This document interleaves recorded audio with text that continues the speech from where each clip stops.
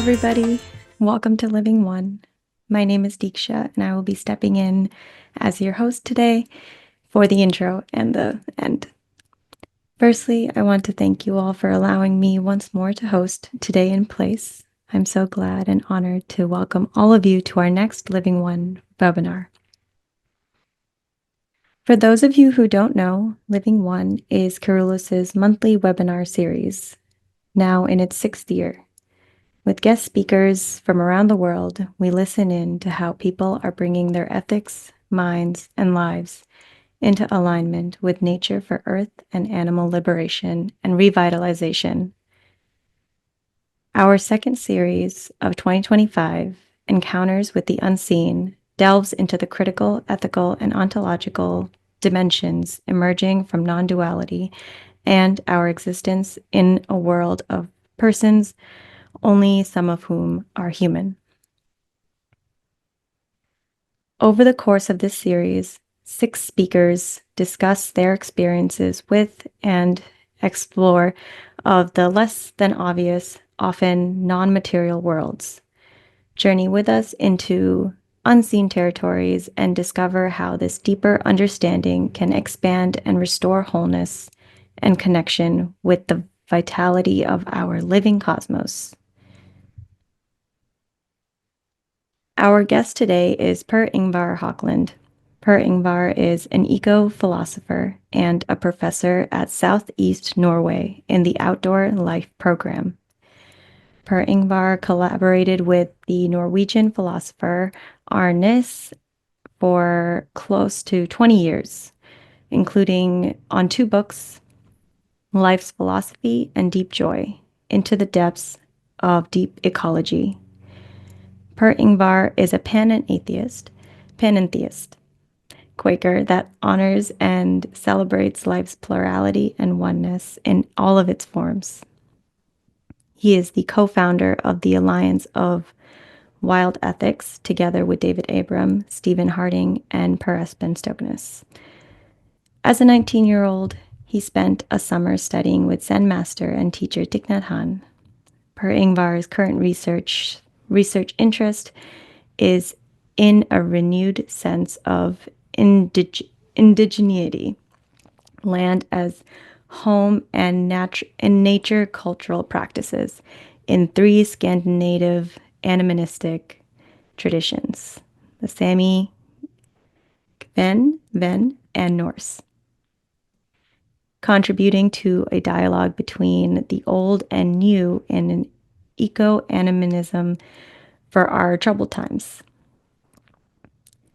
Today, Per Ingvar will share some personal experiences, how he finds invisible powers visible in nature's mysterious ways, and what consequences eco-animist insights and indigenous awareness can have on what we see and do, personally and communally, in the lands we co-inhabit, and all creatures to honor, celebrate, and offer thanks to nature as life giver. Before we begin, I'd like to take a moment to acknowledge that we are all currently on various indigenous lands. I am currently on the ancestral homelands of the Wangunk. The Kyrillos Center for Nonviolence is located on the homelands of the grizzly bears, Takelma, Dakubetidae, coyote, coho salmon, golden eagle, and gray wolf. Finally, we ask that all of us participate with full respect and attention to each other in the spirit of peace and wisdom that Living One seeks to foster. So without further ado, we welcome Izzy Clark and Per Ingvar Haukeland. Thank you, Deeksha. Per Ingvar, thank you so much for accepting the invitation to speak with us this week, and for being an hour later. Those of you who are familiar with Living One, you might recognize I'm not in my own home. I'm at my friend's house. I've just come back from a conference in Amsterdam. And Per Ingvar very kindly allowed us to meet an hour later than usual so that I could get back, because I didn't want to miss this evening. So Per Ingvar, first of all, could you just to introduce yourself and tell us how you started your journey to where you are now, and what your work entails? Mm. Well, thank you very much, Izzy, and thank you so much for this wonderful introduction, and also for it's an honor to be here to speak with you. And I'm also speaking from a special place. It's near a lake. I was thinking maybe I'll show you where I'm at right now. It's near a lake in Norway, and it's just the sun is setting, and it's also behind us here is an old growth forest. I'm at my cabin because our house was just lost to a flood here last summer. So we are now homeless in some ways, but we have our cabin and are not homeless we're houseless, but not homeless in some sense. So where I'm at now and where my journey started is it's a long story in some ways, but I would say that I'm right now working on the University of Southeast Norway, as a professor you mentioned in eco-philosophy, but really truly engaged in land responsivity when it comes to ways of living and learning with the land. So I'm concerned about the different indigenous groups and cultures who are native also to our land here, which I'll come back to and speak more about it. But my really the journey started in my childhood, as it does with so many of us. It started in an enchanted forest. I think that for many of us, we lived our lives as children in a world of enchantment, Yes. where we in a sense were open to those invisible spirits that were there, but others may not see as clearly. But I was very fortunate to have a older brother who was 2 years older and who was very much into all kinds of native traditions, including the Sami traditions of Norwegians, but also Native American traditions. And he had learned from a very young age that when you walk in the forest, you ask for permission to cross the creek, and you give the creek a gift. And when you make a camp, you ask the trees and the plants and the beings who inhabit that place for permission. And he used to do that from about 4 or 5 years old. And I remember about 5 6 years when I was about 5 6 years old, he asked me to go and ask for permission. And I went up to what must have been, the largest Norwegian pine tree that I ever seen. And I went up to it and I held my hand to its trunk uh, to ask for permission. But my brother hadn't told me what to say, so he hadn't told me what to actually ask for. So I just stood there and I kind of didn't know what to say, but as I was standing there, I could feel a very strong warmth, or a warmth in my hand from the tree. And I was kind of shocked by that, I remember, and I stumbled back a little bit. And as I looked up to the tree, it was as if the tree moved towards me. It leaned over with its huge branches as arms, almost, lifting me up and saying, "Thanks for asking, and you're most welcome to stay." And I was so shocked by that. It was my first encounter with some other being besides a human that really spoke directly to me personally, and seemed so friendly in some ways. And I ran up to my brother and I said, "We were allowed to, we were allowed to." And he said, "Of course, if you ask in the right way, you will be given permission." So in a sense, there is that enchanted world that I lived in, playing in the forest of around Kongsberg, where I grew up, which is just a forested area, small town with lots of forest and mountains around. So that's how sort of how it started. And I remember we may come back to it, but actually I felt that this may have been the initial spark for me understanding that things aren't as what you could say as what adults were often saying, that the world is this way and that way, because for me there was something going on there that I could see and I could sense and I could feel, but that when I got into school, that sort of enchantment were taken away in some ways. I mean, it's more like nature and those beings that we always had a respect for as children in this group of kids. We actually came into a classroom learning about nature, learning about nature on the blackboard, giving them certain names and certain categories, and there's different connections between them. So it lost that sense of enchantment, it lost the sense of person, that sense of personality. And only until adulthood later, I come back to that deep sense of connectedness to a re-enchantment of the world. So that's kind of perhaps where it started, and where I found the initial spark with that encounter. When you said that, during the process of a conventional education, that sense of enchantment was somewhat overshadowed, how did it come back to you as an adult? What was the process that opened up your eyes again so that you could see the enchantment? Well, there were really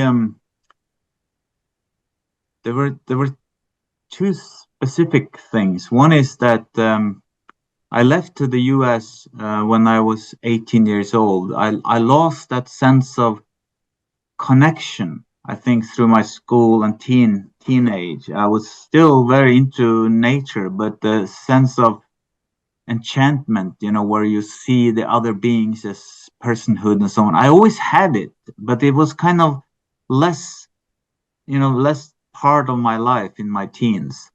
But when I went to the U.S. to study, when I was just turned 19, I traveled across the country for a certain reason, a summer, and I came across this place called Green Gulch Buddhist Center in north of California.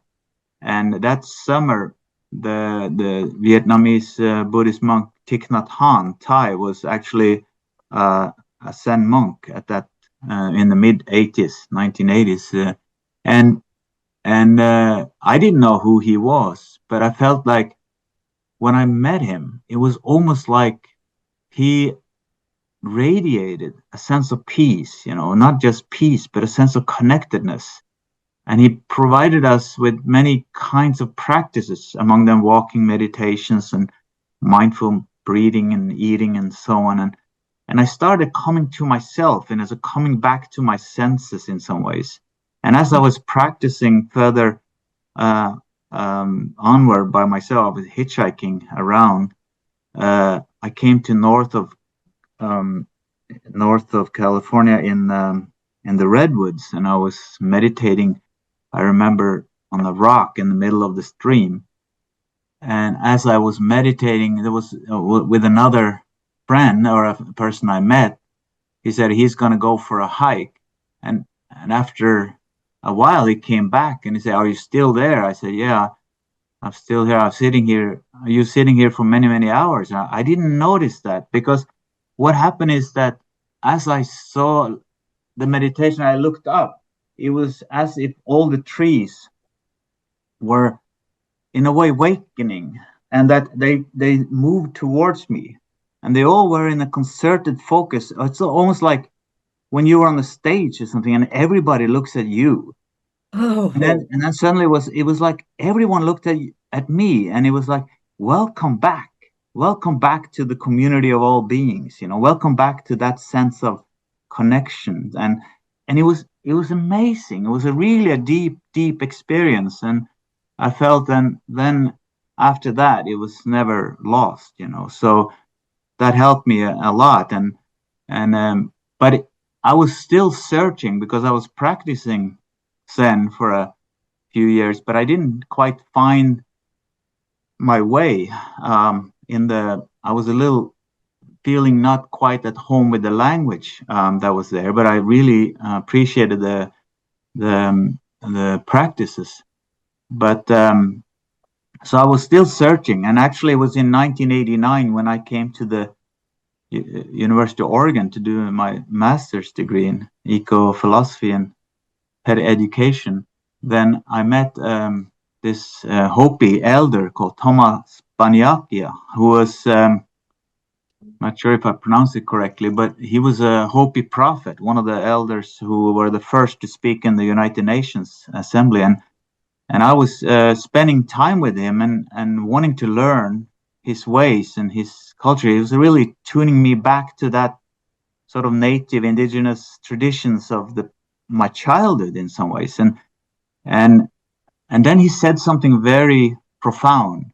He said that that the white person had sort of come to our land and taken away our land in some ways, but now many are coming to take our stories in some ways. So what we find need is for someone like you also to search in your own past, because whatever you are searching for, you will find in yourself, in your own past.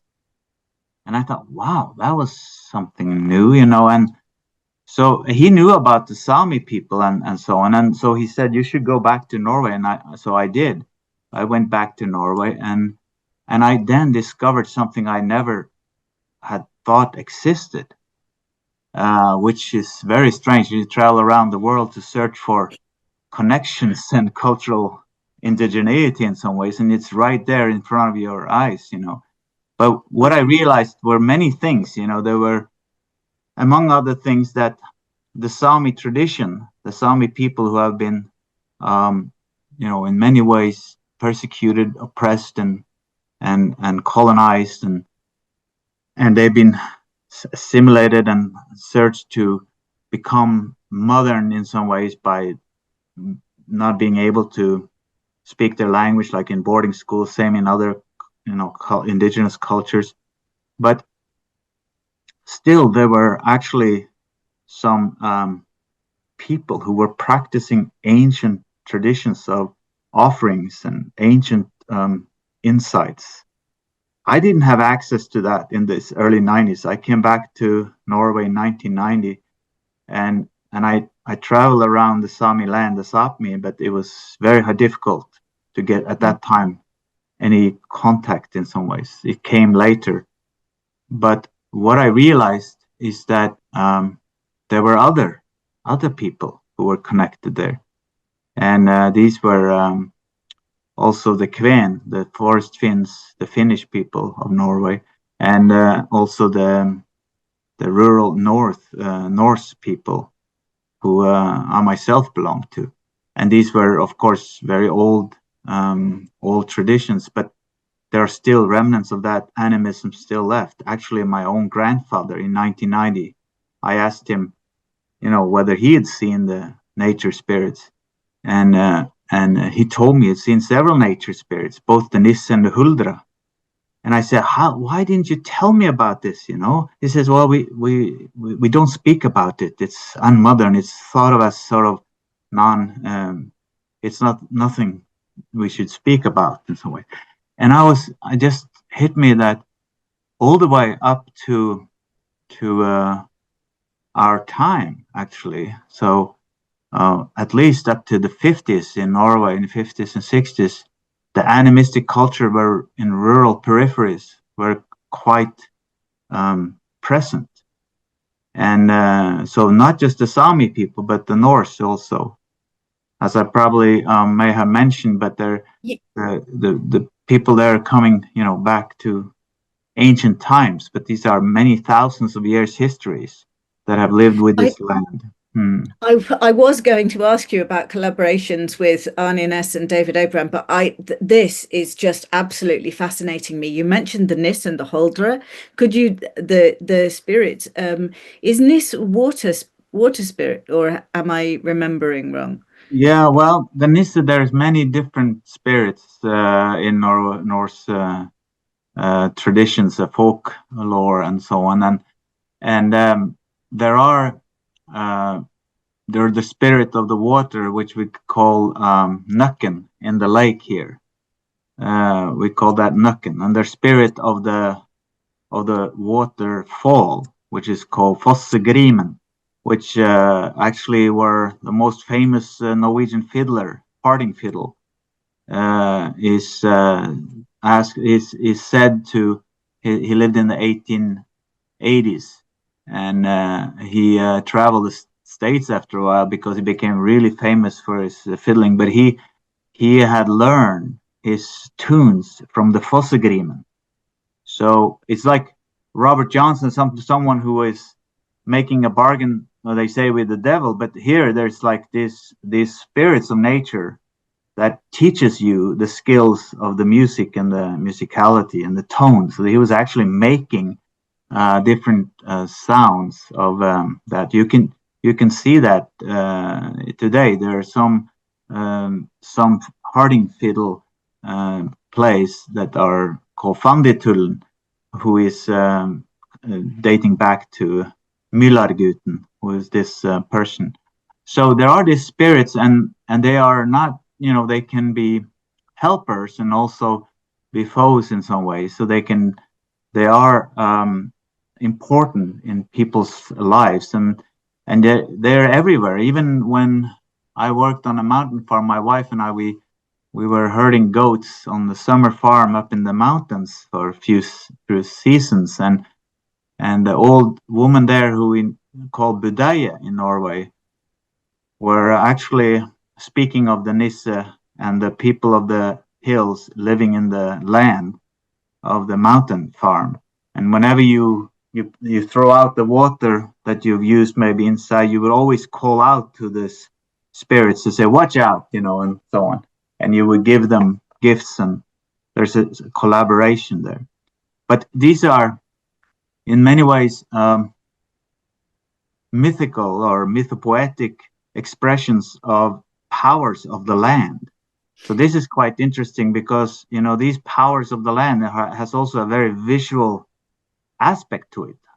So, for example, thunder, lightning is very visual, but you have the myth of Thor and Thor in the Norse mythology, but you have also in the similar in Sami traditions, you have the myth of Huragalis, who is the thunder god, and there's thunder gods in many indigenous cultures and so on. But these are mythical, poetic images of actual material, what you could say, powers in some ways. So, but it is the way you see. I think that the way the folk cultures and these indigenous cultures have been relating to the land is that they have been so sensitive to the specificity of these powers and the personhood and the sort of enchantment of these powers, so that these are animate powers. These are actually personal powers that you can come into a personal relationship to: the waterfall or the thunder, the wind, and so on. You can learn from them as well as you can be guided by these powers. And that's kind of very interesting how that is related. We may come back to that. But actually, you mentioned Arne Næss, and Arne Næss, who is the Norwegian perhaps more famous philosopher and the founder of the deep ecology movement. He wasn't quite there when it comes to the sort of animistic cultures, but he was really there when it comes to the enchanted world, in the sense of wonder, the wonder of the world's powers, and he was very much seen every little bit of being. Either it's a mountain or a rock or a plant or an animal. All of that had its personhood. It had its unique self, and it had its curiosity of coming to get to know that being and the community of that being and so on. So deep ecology is really about shifting perspective only from the human sense to a sort of more than human world that sees that we are humans only in contact with the more than human. It's interesting how we humans have become so lonely in some ways. We become so isolated from the rest of the life, of the community of life. And I think that's Arne Næss tried to open our eyes to that. And you can see it in the recent times that there's much more interest now in the more than human world, and some speak of it as a post-humanism and so on, and anti-anthropocentrism and ecocentrism and so on. All that Arne Næss talked about in the 1960s and early 70s. But he also was concerned that what we see is linked to what we do.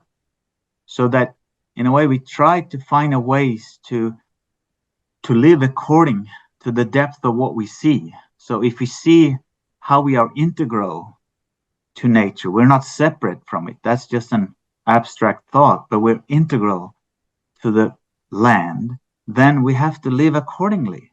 And that's what he was concerned about, that there is a kind of lifestyle, or there's a way of life that is linked to the view of life. And that's some of the kind of interesting aspect to it. I think perhaps I had a more spiritual approach to deep ecology than he himself had, even though he was very much interested in the philosopher Spinoza, who is known to be very sort of immersed in spirituality or immersed in God, as that sort of he spoke of God and nature as one whole, and that there is something of God in all of nature. There is that creative power in all of nature. That is, so he's very much of a pantheist in some sense.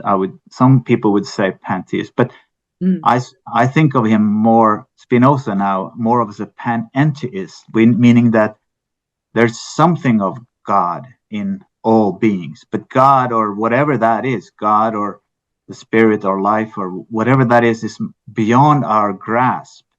That's what his position is. And Arne Næss was very inspired by him, but I found that inspiration in also the Quaker traditions, actually, because when I was searching, inspired by Thomas Baniake and my own past in some ways, also there were Christian mystic traditions that I had never heard about in my upbringing or in schools and so on, which could be someone like Jacob Böhme or Meister Eckhart or Hildegard of Bingen or the Beguines, and these women who were so tuned with the land, they were seeing spirits everywhere and so on.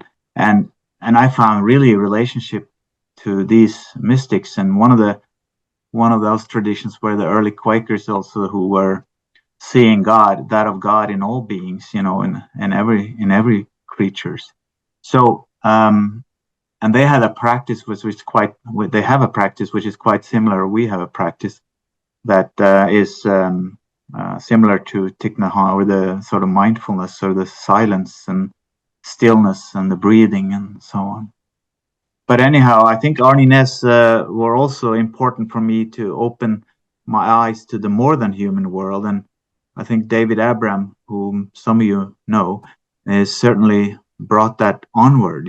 He's not just a magician, as you know, he's a fantastic magician, but also he's a fantastic poet and a writer and a fantastic philosopher. So his Spell of the Sensuous was really an important piece of work in the mid-90s to open the door to that more than human world. And so I'm also very, very happy that we were able to come together and connect, you know, in some ways, together with Stefan and Terespen, with the Alliance of Wild Ethics. It sounds to me when you were talking about the nature spirits, and this, it kind of comes in with your experience with the tree as well, and my experiences with trees, which, just to let those of you who are attending know, I did a course with Per Ingvar and Stephen Harding via Schumacher College, which unfortunately isn't running these courses anymore, and it was called Gaian Alchemy and the Tree of Life. And part of the essence of that course was spending time with trees, and through that process, that really sort of opened a communicative channel between myself and tree beings, and of course, you know, the other people who attended the course. I think we all found it incredibly enriching.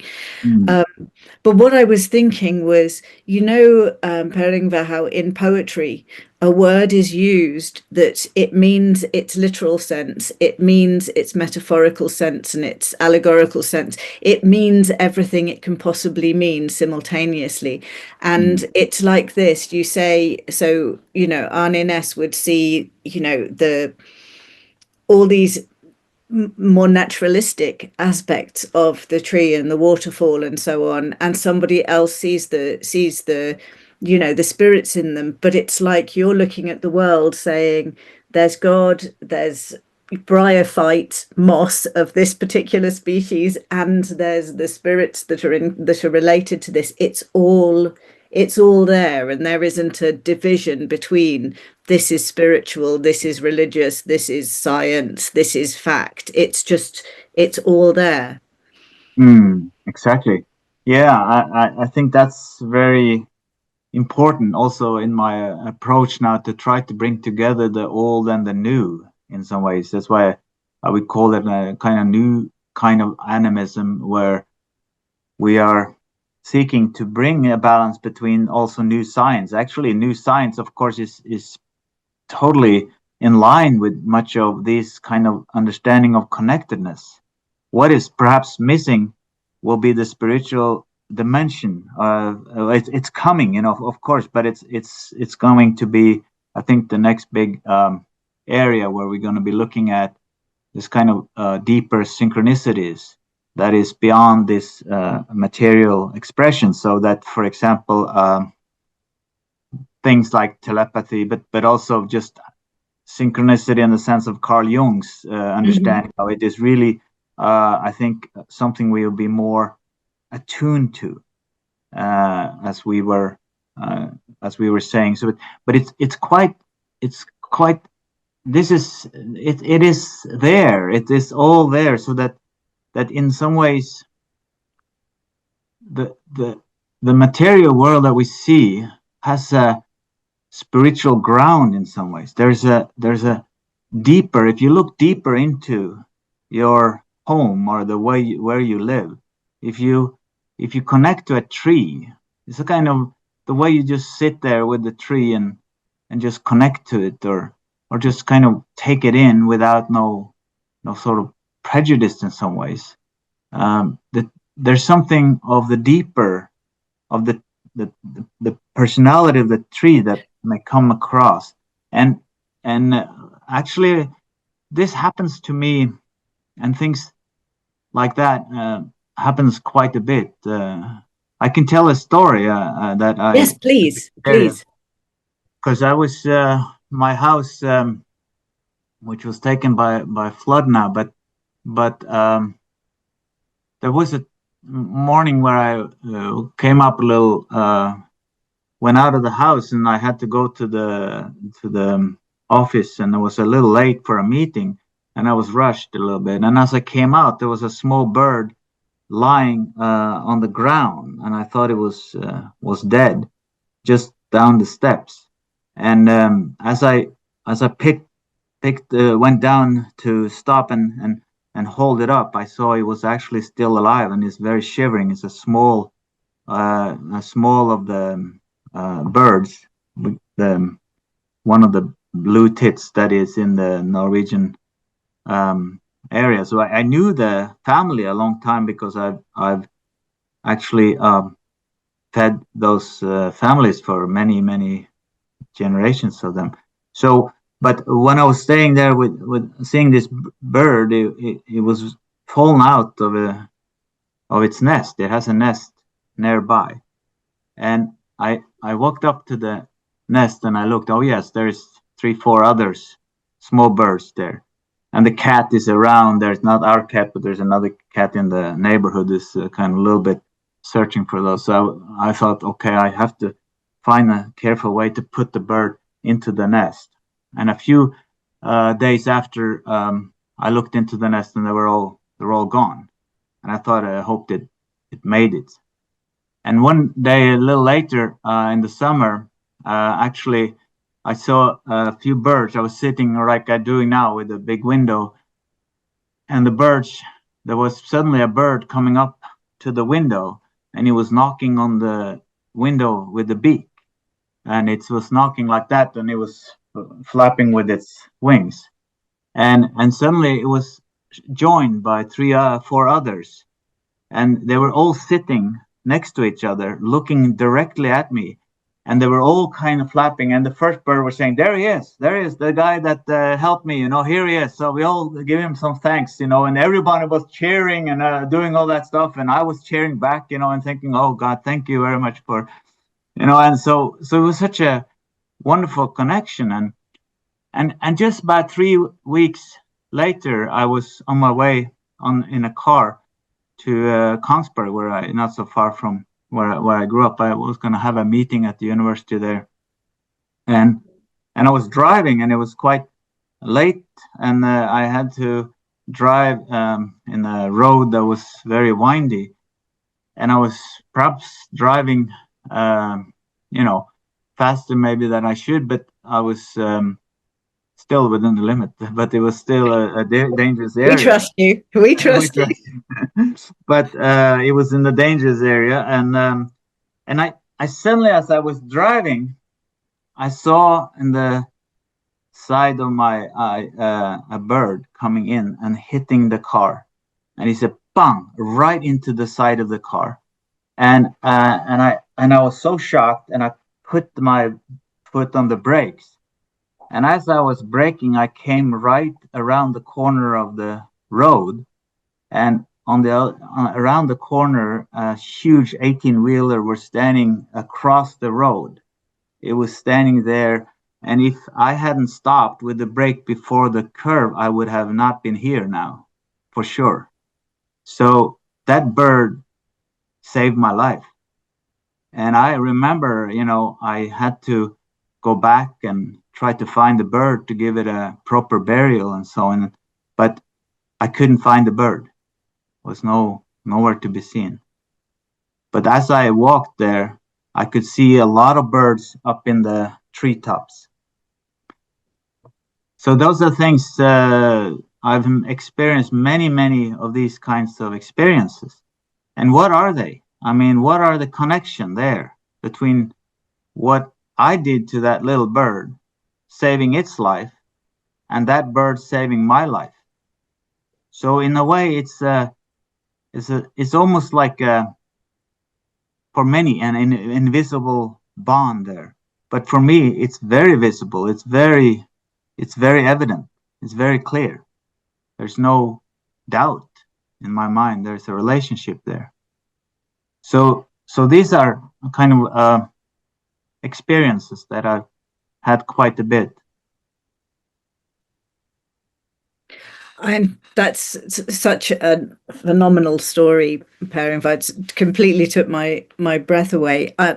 And leading on from that, I wanted to ask you how seeing the world the way that you see it, how does that change your ethics? How does it change the way that you behave in the world, and what you think is right and wrong, what you think is acceptable and unacceptable? Yeah, it's really, it's opening the door, of course, to a much deeper connection to the world, because in a way the world is it's material, but it's spiritual at the same time. And in indigenous cultures, they knew about this, of course, all along.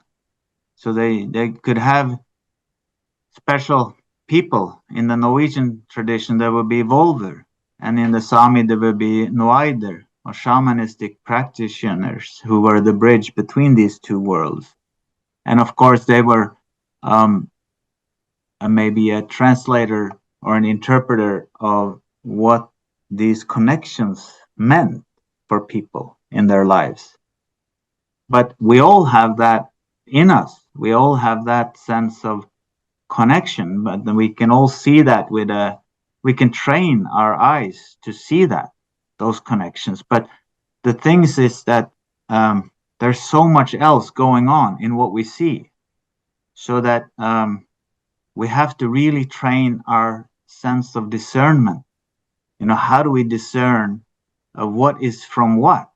Yes. Because it's very difficult, in the way of seeing what is from what. And it's very difficult because just now, our house, which were taken by the flood, it is very strange. It became in all of the national news in Norway and in Scandinavia, actually, because our house was in a flood secure area, and it was taken by flood. And so people couldn't understand what was going on. But the house there's a creek behind our house, and it's usually dried up in the summer, small creek. And I've spent a lot of time with that. There's done a TV kind of production about me and the family looking for the source of this creek. And we had a long, strong personal relationship to that. So I have to the birds, but the creek actually became so big that it turned into a waterfall and a river, and it went right into our basement. So all the rain that came in as a flash rain coming down just in 24 hours came down the hills. So I live in the foothill of the mountain of Lifjell in Telemark, and it just came. And our house is next to the mountain, and it just shifted the house up like that and tilted it in 20 degrees and just lifted it up. So this shows the power of the climate change and so on. But this is strange now, because this house we built 20 years ago, after there was a fire in the area. And actually, this is the second house we built. The first house was taken by fire the day before we moved in, but now this house is taken by water after 20 years. But after those 20 years, there's been 10 houses building right in front of this house, our house. And I've talked to the creek almost. This, if you can say, like, as I said, this is strange, but our house should really, I feel a little alien here, not as home, because the way the house is placed, it's right there, sort of stuck in the middle of this new houses come in. But the property is quite big, so we could have built the house another place. So what I said, well, I should have built the house another place on the property, but I can't move the house. Well, the creek moved the house. So how is that possible even? I mean, it's like that would be something people would say is just total madness, of course. But the point is, here is where you discern things, is that you try to discern what's going on here. Is it something you project into the incident, or is something actually happening? There's some kind of connections. Is there a pattern that connects, that is invisible, but that sort of comes into vision in certain times, like that? Suddenly it happens, and we say, well, it's just a coincidence.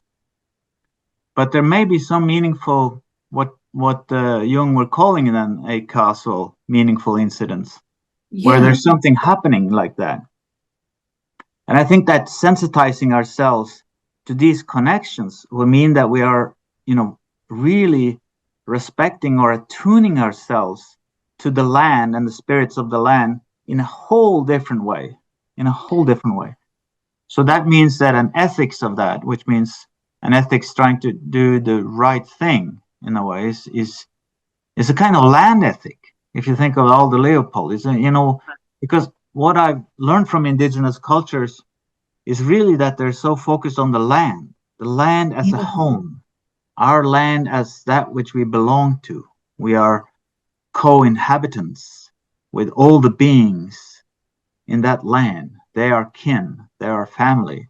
And I think that that's what we're tuning into. And as we're tuning into that, we are actually tuning into a kind of wild ethics. That's what we call in Alliance for Wild Ethics. It's a kind of, there's something beyond the human control in this. It is beyond our control. We cannot control the forces of nature in this sense. It's just, they are too powerful, but we have to attune ourselves to these powers in order to live more accordingly, and maybe also to learn things in this way. It doesn't mean that things will go always as we wish, of course. We cannot. We are also subject to all these coincidences, but beyond that, there's also a sense of connectedness that is meaningful in some deeper sense. And I think that's what I'm trying to discern right now. What is it that life or the land wants me to do? Does the land want me to build there again, or does it want me to move on? Does it want me to do something else? I have to kind of tune myself into, I have to meditate, and I have to listen. I have to be attentive to what the signs are of the land and what the spirits of the land are saying. Because really the creek and the birds, when I came up there after the flooding, just 2 days after, and the creek was so small, it was tiny, there was almost no water in the creek. It was like a dog that had the tail underneath its leg and its ears back, and it was so ashamed almost. It was like it was almost like, oh, I can't believe I did that. I mean, you're my best friend, and I just tore down your house. And I said, it's not your fault. I mean, there were greater powers that you were. You couldn't deal with those rainfalls like that, but then suddenly that creek became maybe itself a part of something that opened something new for us. So tuning into the land is what indigenous cultures can help us do. And I think that reconnecting to our own sense of indigeneity is really reconnecting to our, coming to our senses, coming to our skills of attunement. And I've worked with different kinds of practices among indigenous culture, especially in the Scandinavian with the Sami and the Norse and the Kven people, who are 4,000 or 5,000 years old traditions, the first people who came to the land. And some of that is to do with, for example, land. It's a kind of land responsiveness. It's kind of land attunement, you could say, in terms of livelihood, but in terms of also how we plan our areas, how we build things, how we live our lives. And I think that that's one thing.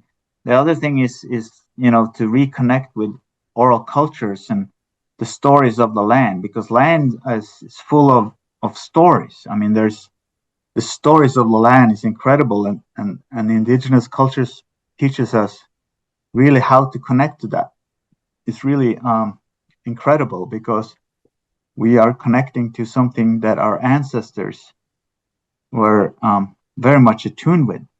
And as we see, like you talked about earlier, but we can actually see the land through the eyes of our ancestors, because the ancestors are in us.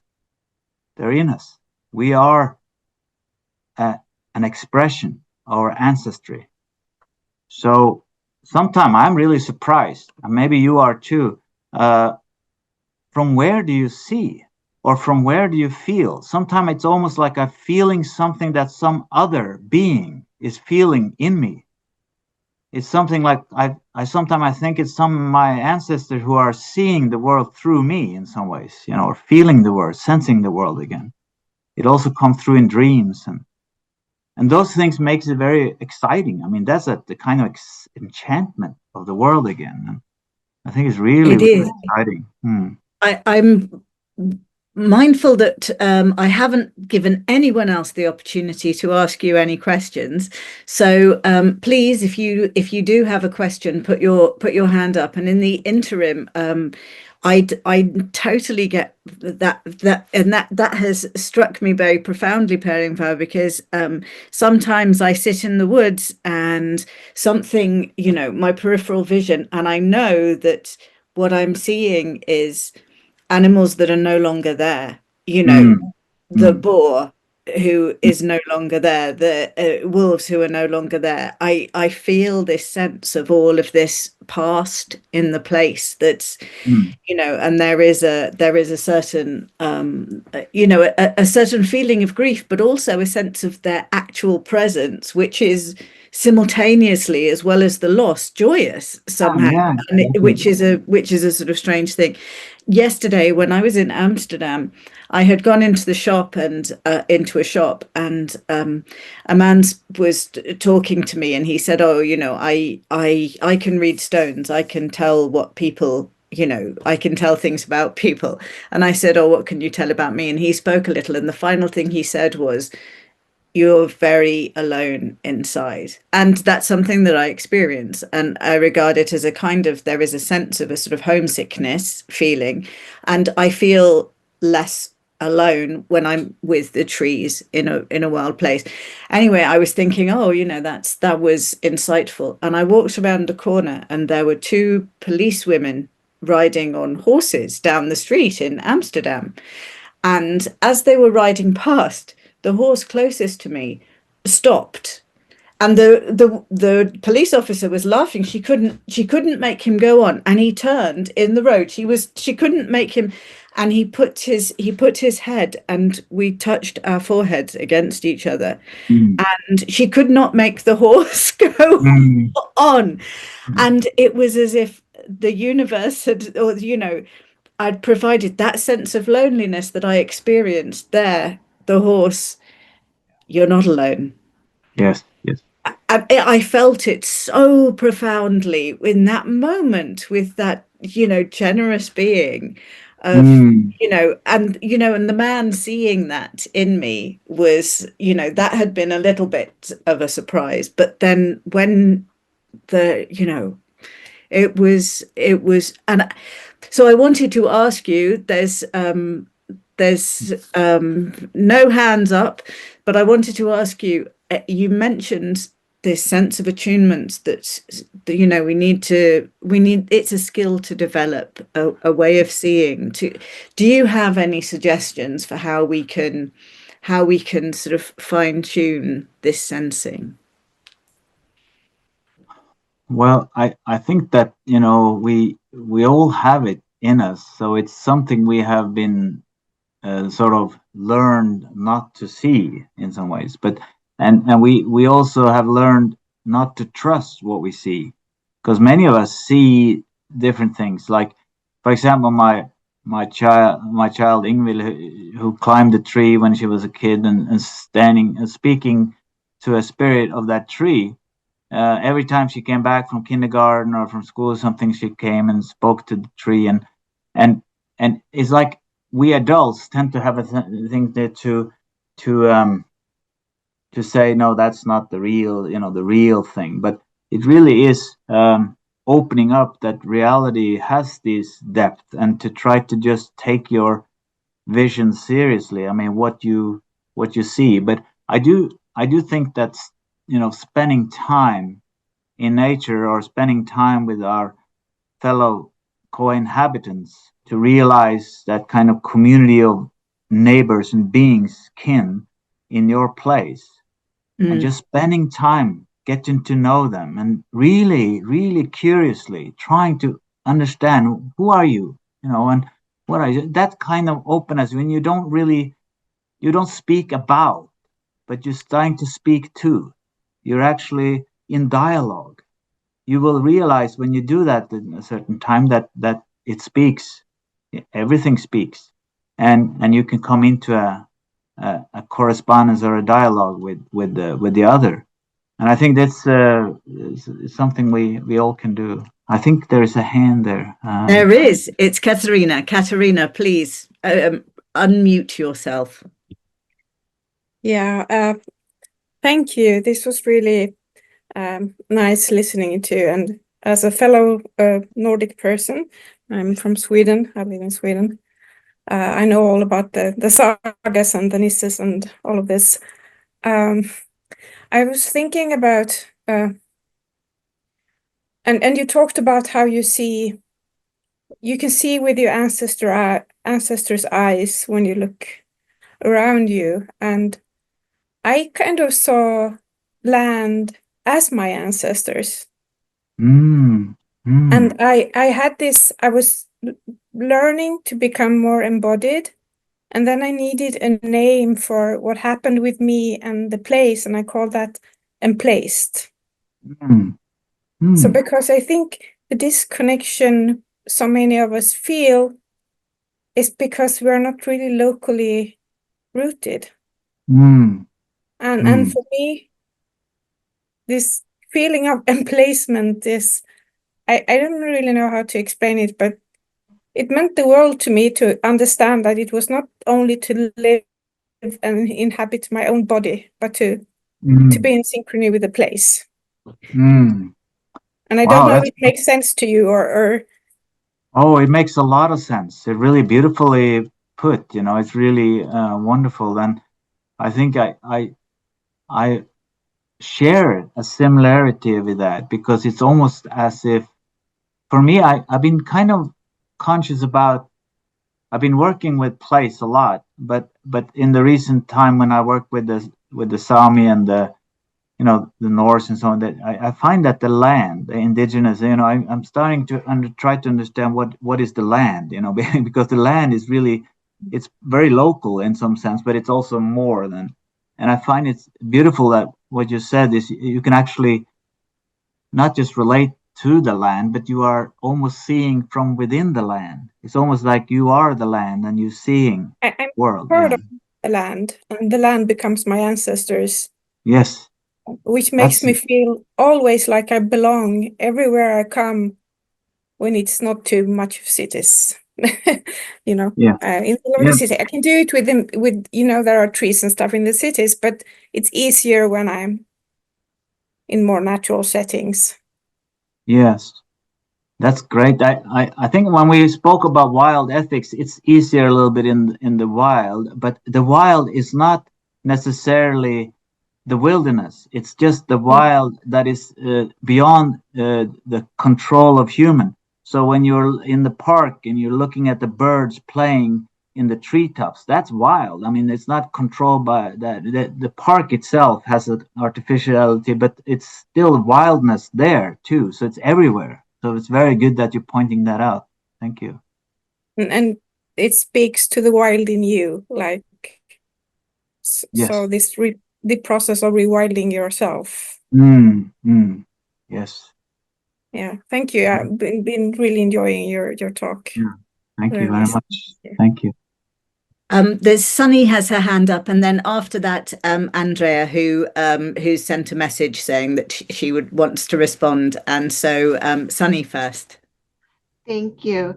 I just wanted to say I've been on kind of a personal journey of rediscovering trees, and I say trees because I'm doing, oh my goodness, I'm writing an article about, oddly enough, I'm a computer scientist. I'm writing an article about AI, and the concept of data trees is very common in AI. And I'm also a big fan of genealogy. And I'm also coming up with my own, speaking about going to a calendar thing, talking about your ancestry. So those of us who are Americans and have lots of different ancestry merging together in one place, I feel very much connected to the Columbia River because I have ancestry in, indigenous ancestry around the Columbia River. But I also, and that's where I live, and I can't move away from it. I move away and I have to come back. But I also feel like my Celtic ancestry, I suddenly had a realization that they have all this stuff about trees. It's all about trees. It's trees everywhere. And when you were saying, Katrina, about feeling connected to the land as your ancestry, I immediately imagined that as the land is the trunk of the tree, and we're sort of like the little leaves and the blossoms, and all the creatures and all the rocks and the things are blooming out of that. And over time, I mean, back into ancient time, and it's just a beautiful metaphor. And I really, after reading some of your things and having you speak about trees, I wanted to hear what, if you were to recommend something to me to get more into reading about lore about trees or different kinds of trees, things, what would you recommend? Oh, well, I mean, I think there's lots of things that comes from the Celtic traditions. I mean, the Druids and their connection with the trees. I mean, what is fascinating with that is really how they, similar to the Norse and the Sami, is trying to find ways of connecting Christian symbolism with a nature religious symbolism, in some ways. And so that even the cross seems to, be interpreted as a tree, and in the Norse traditions, you have Yggdrasil, of course, which is the tree of life, and you have so there's so many different things. And then you have the new science that's coming in with Suzanne Simard, with the mother tree, which is speaking about, because I always thought, maybe similar to you, is that I always thought that when I see in the old growth forest, I mean, you can see trees growing up in families. And in the modern forest, they cut down all the trees around, get one big tree. But you cannot cut around the family. I mean, these are families. And what Suzanne Simard was showing, with the mother tree, is that this is really the case. I mean, they are actually, the mother is taking care of its offspring, and it's sending nourishment through the root systems into its trees. It even can send to neighboring trees that are not from their own kin, like a pine could send to a birch and so on, nourishment. So it's such a interesting field that is so exciting explore. Wonderful. Thank you for sharing. Yeah. And before Cecilia, just Andrea, who wanted to ask a question, but the react button wasn't clearly visible. So Andrea, if you unmute yourself and ask the question, and Cecilia, I promised you next. Oh, thank you, Per Ingvar. It's marvelous to meet you. I just resonate with your stories so much. And I want to say it's very beautiful to hear a very open-hearted man speak about what is often more a territory for women to engage in. Just a sec, someone's knocking at my door. Okay, I'll let her sort that out. But what so there's a couple of things I want to mention. When one of you mentioned about trees, Diana Beresford Kruger, one of our Canadian icons, is a beautiful example of taking her Celtic background and dropping it into her scientific framework and allowing an amalgam of both of those to occur. And that I see you doing too with your spirituality and your science, your very authentic relationship with the land. I started out as a musician and then moved into making flower essences, inspired by Michelle Small-Wright, behaving as if the God in all things matters, and found that I couldn't do it the way Michelle did. So there's something here about honoring what is indigenous to each of us. The first time I stepped out to make a flower essence, I heard, "Don't do it the way Michelle did." And I went, "What the heck? She's the expert." Bring yourself to the process.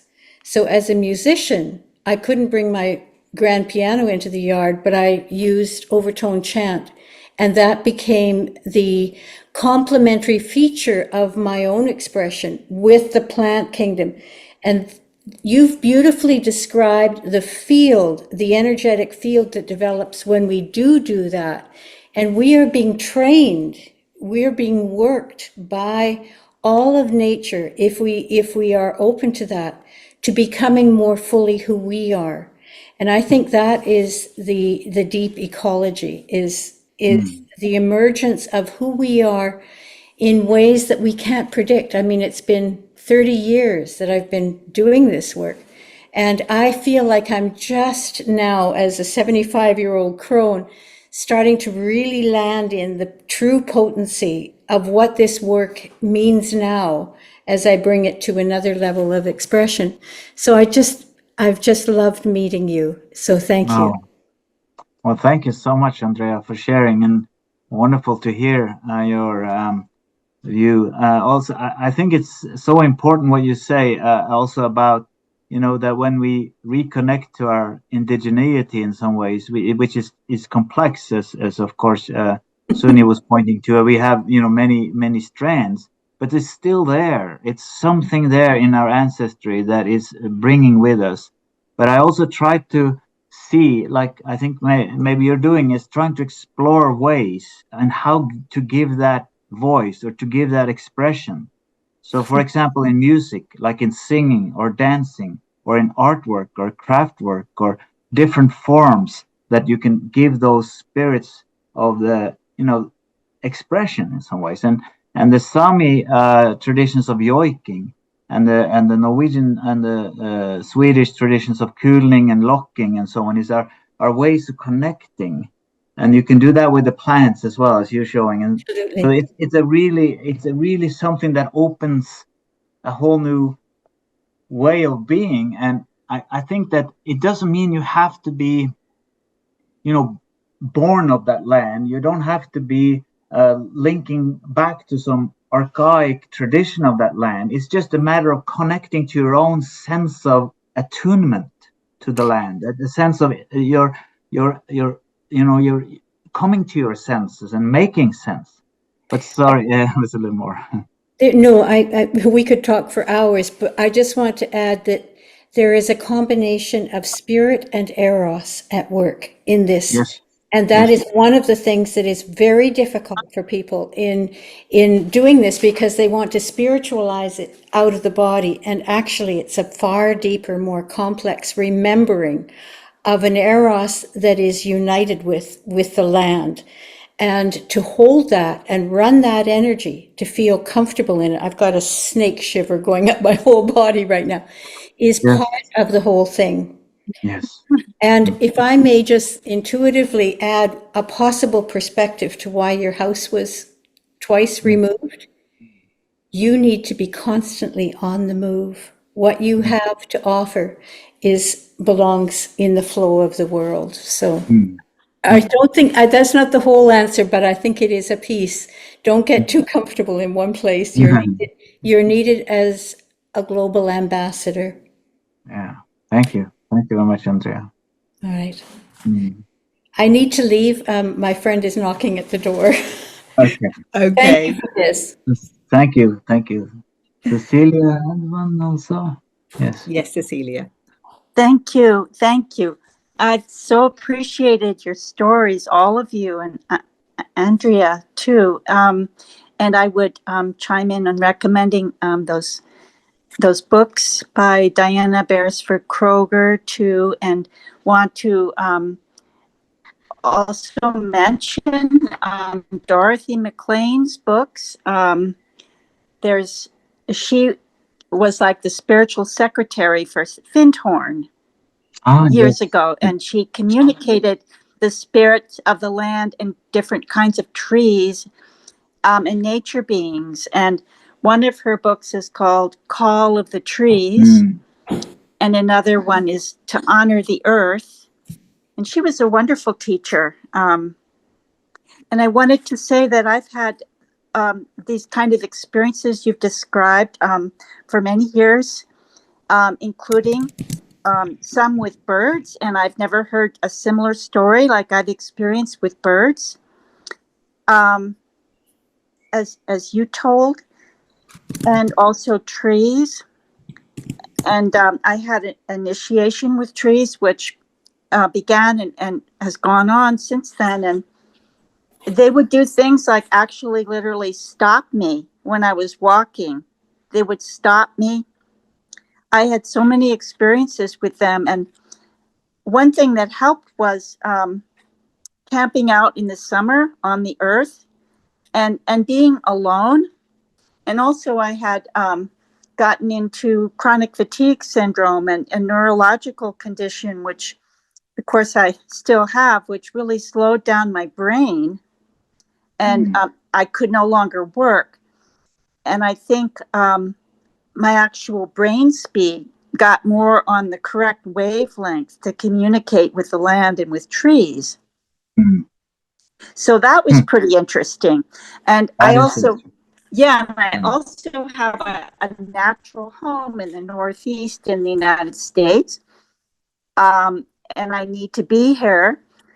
But there was a short period where I tried to move out to be near my son on the West Coast in San Francisco.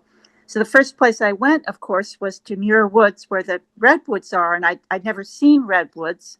And as I walked through that forest, I could feel in my energy body all these little clicks. It was kind of like clicks. It was like a new combination being set. And I realized I was being tuned so that I could communicate with those trees. You see? Wonderful. Yes. You see, it was like the combination lock. That was wild. I mean, there were so many wild things that happened. Yes. And I find people love to hear about those stories. And that once any of us have had something like a shamanic initiation, which these things could be seen as or are, then our role in life is to help and communicate with others, to be people who serve the community. You know, I'm just seeing that today more clearly. That's the shaman's work. The shaman dies as his individual life. He's wiped away, and then he's on new terms in life, which is to serve the community. And same happened with Malidoma Somé, who wrote about that so well, the African shaman. Wonderful. That's very wonderful. Thank you. Yeah, those birds and them showing up then later, you know, I call these my magical stories, but just to give them a label, but you know, I don't really think of them as magic, you know, in a corny way. No. Anyway, yeah. Wonderful. Wow. Thank you. Thank you so much. Thank you. Sharing. Thank you so much, Cecilia. Thank you. Yeah, we're all indigenous people. Man. Yeah, and I think that, you know, your connection to the trees, like you mentioned, you know, there's something in all of us. I mean, you know, at one time in our history, we were living in trees, perhaps. You know, we were really, you know, we were so much part of the trees that's still part of us. You know, what is interesting is that we are all of that history is in us. We are an expression of that. It's still some sources that we can draw on. It's some skills that we can draw on in us, but we have sort of numbed it in our modern sense that we're using only one capacity, which is actually the worst, which is the intellectual capacity, which is the capacity of abstraction. But there's so much in our body for the capacity of connection, like you were mentioning, Cecilia, and it's wonderful to hear that. So thank you for sharing. Oh, let me add something. I found out in my time of many experiences with trees and all, and then they let me know they wanted me to tell this story to other people, and they told me when and where and how, and it wasn't going to be about me. It was going to be about them. But I also learned that the structure of our bodies is still designed for tree climbing. Like our upper bodies, the trapezius muscle and all, we're designed for tree climbing still. So we've got it in our bodies. Yes, exactly. We belong to them. Yeah. Yeah. Wonderful. I think it's also what I'm trying also to do is to see that the mind and body is so deeply connected. We have, in a sense, in that duality, which also we are trying to overcome between mind and body and human and nature. There is that understanding that the way we think is not only through intellectual abstraction, but we can actually think through our imagination. We think also in dreams, and so we can think. So imagination is a sense of thinking. So we think of imagination, we often think of that as fantasy or some creation of something, but it's really in the Jungian sense too. Imagination is really about deep connection and your thinking. So your body has the ability to make sense, and the thinking is making sense in the way the body moves in the land, and so yes, you're right. This is very, very old, and we have it, and we're discovering it in ourselves and in our connections with what we come in contact with. And what I find is so wonderful with climbing trees is that the trees are our guides in this, really, because when you start climbing, it's almost like, oh, I know this, I can do this, and so on, and it's just there. I mean, when my son, he climbed trees from where you're very young, and he just felt in his body, he knew where the borders were, where he could go, and so on. He went quite high, and I remember one time when my mother-in-law, unfortunately a wonderful woman, but actually then she was kind of scared, and she saw that my son, who were 4 years old or something, was quite high up in a tree, and said, "Oh my God, get down there! You're gonna break your leg, or get down!" And suddenly my son froze. He froze, really. He thought, "Oh my God, am I doing something scary here?" And it's almost like he went from his sense of connectedness in his body to an abstraction of, there's something scary here that I don't see. You see what I mean?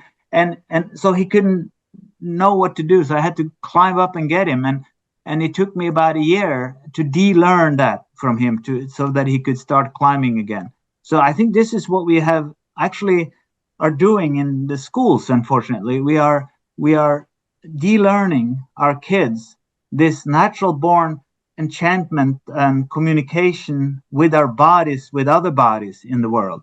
And unfortunately, we become more and more intellectual schooling, and only being in sort of the intellectual side of the mind, which is important, of course. That's where we have science and all that's exciting, also important things. But it's not enough in order for us to really deeply connect to a re-enchantment of the world. That's yeah, and we're also language snobs. We're so great because we have language. We're the only species that has language. But as you were speaking of earlier, it's through imagination and dreams that we're also communicating on many, many levels, and sometimes with great brilliance, with the environment and with others. So just verbal language was a late arrival. It's our little, I don't know, telegrams to the world, but it's not the big picture. Yeah, and I'm getting less verbal all the time too, so excuse me. But I think that it is interesting that in David Abrams speaks of actually the main separation came through the written language in some ways, when we're starting to write down things, and that the oral language is something that belongs to also the birds, and we are so oral. Indigenous cultures are oral cultures in many ways. They're very much into that and the verbalization can be done in song and in other forms of vocalization, which is a way of communicating with not just human to human, but like I mentioned with the lock, which is a call of the animal, where the women, or especially the women who were on the mountain farms, called on the animals. And this woman, the old woman that I were learning from, she could call on the one direction, a fantastic call. And I said, but the animals are up there. But yeah, but the mountain will help me bring my sound to the animals. And the animals maybe be 3-4 miles uphill, but she used the resonance of the landscape for the sound to carry. And after a while, we could hear the cows, singing back from way, way beyond.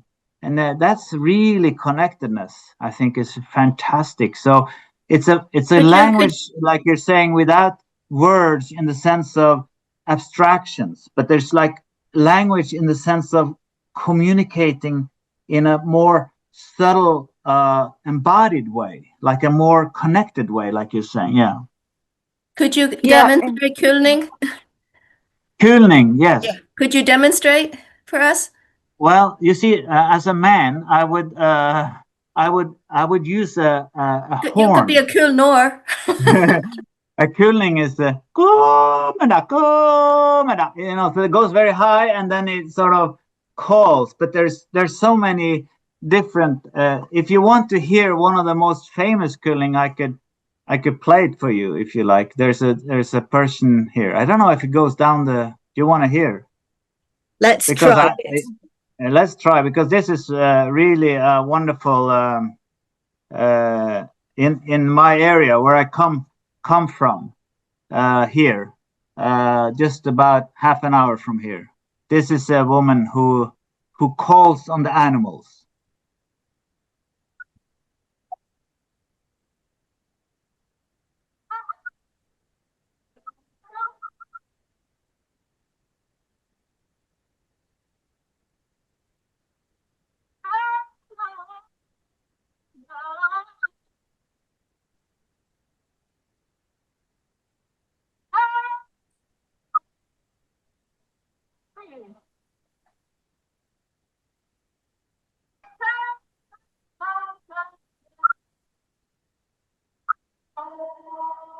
Can you hear that? Could you hear a little bit? It's not the best. Yeah. No, it isn't. It isn't coming through. I mean, I suppose we could search. I could send a link or something too. Yes, but this woman, she's very famous for the lock.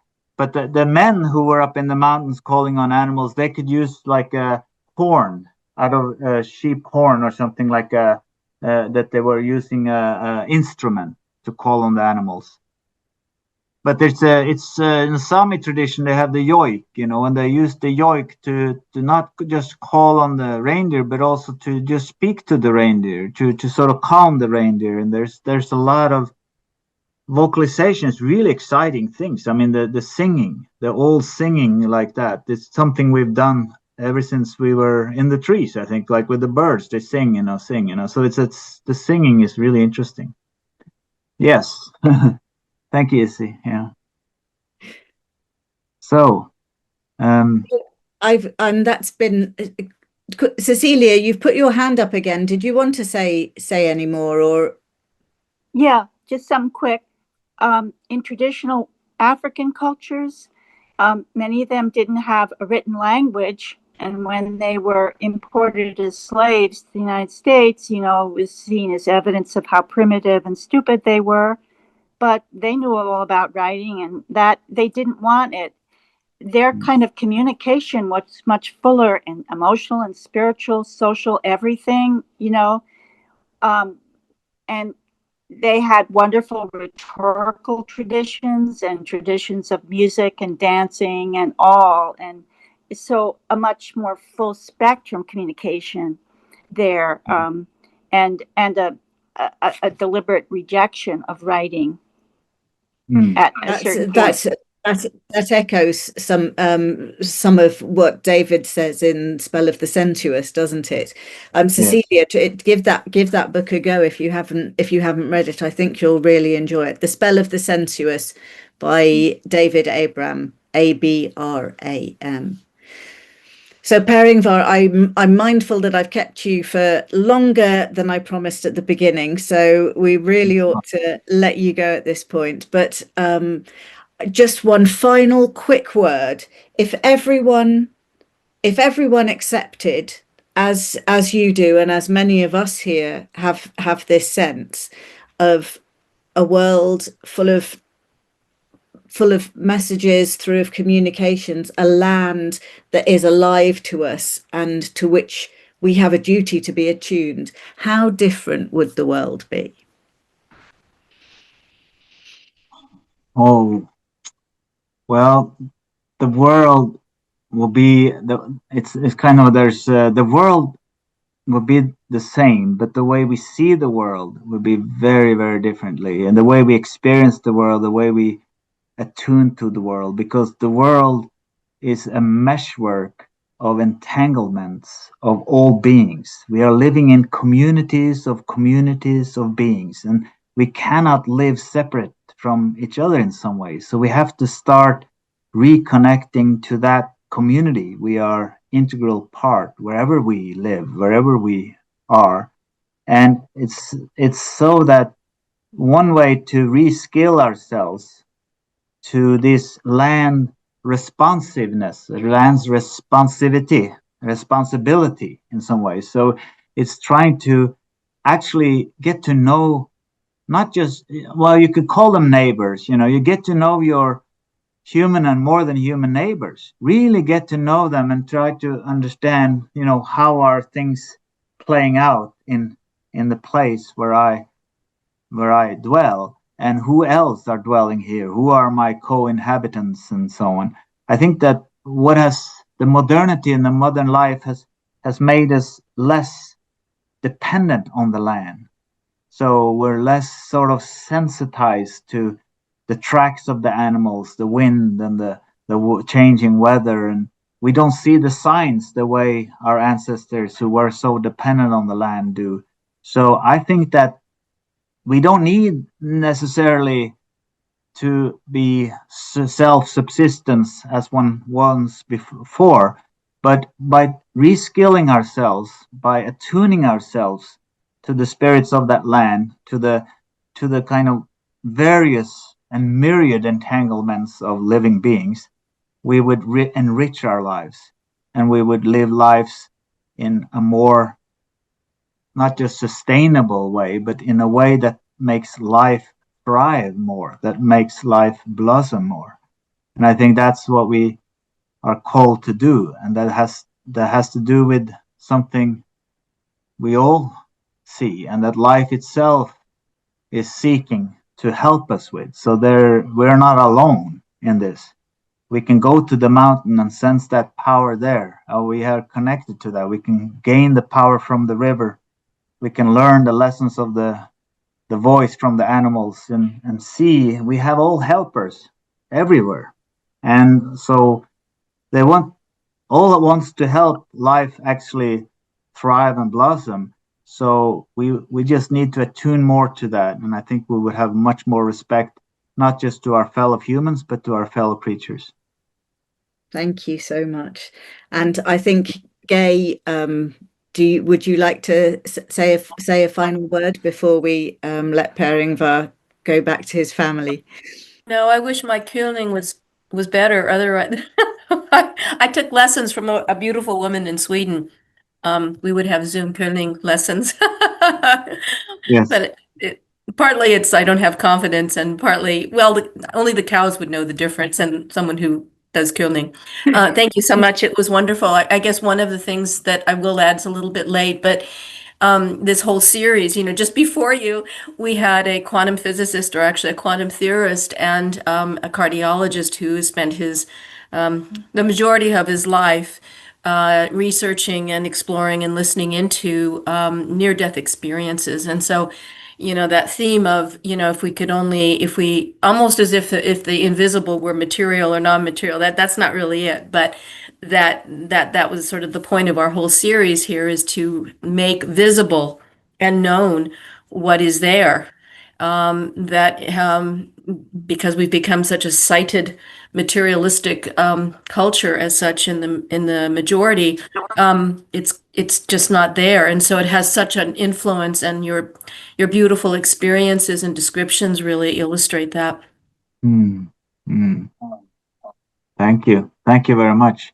And I think that just keep at it. The cooling, we sing with the voice we have, and we cooling and we lock with the voice, because really it's the animals will enjoy it. I mean, they enjoy that diversity of expressions. So Well, yeah, my mother was wonderful. Swedish. My mother was Swedish, and Yeah, she didn't do the Kölning part, but I am trying to carry the thread. But I don't have one of these beautiful natural voices, so I yeah. do I No, but do it that's I do it here. I do it yeah, around here. yeah. I went to a cooling session myself, doing a course there, and she also said, just find your voice in this, like, just find your voice. But it was very interesting. I also went to a Sami tradition bearer, and she told me the exact same thing.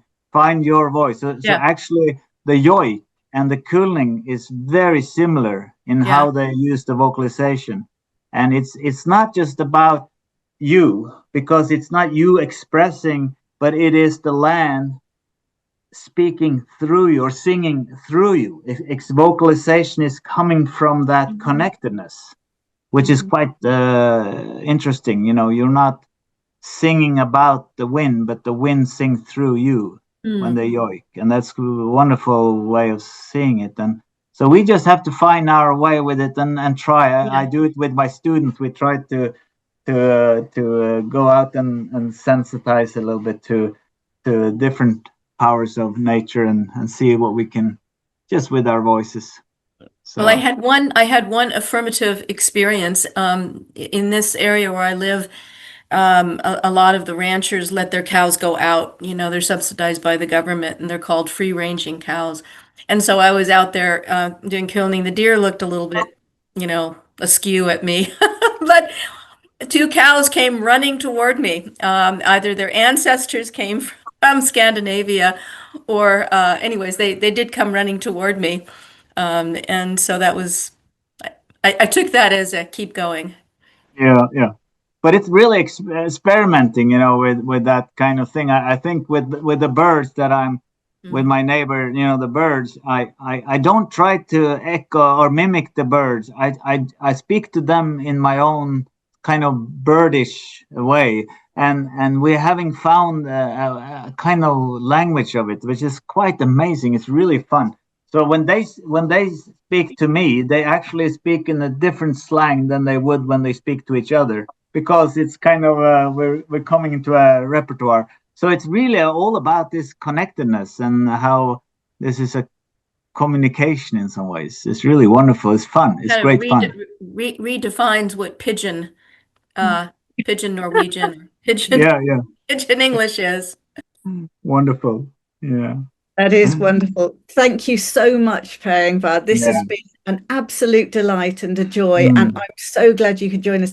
If you are able to send me that link for the Kölning, that would be incredible, and I will pass it round to the people who are engaged in the course. Yeah. But thank you so much. It's been absolutely magical, and I feel inspired. Great. Well, thank you so much. It was wonderful to see you again, and thank you for hosting this, everyone, and being there for our listeners and participants. So thank you so much. Wonderful. Thank you. And I'll hand over to Deeksha for the final goodbye, to remind you of what's happening next week. Thanks, Izzy. And thank you so much, Per Ingvar. It was delightful conversation and beautiful questions from everybody.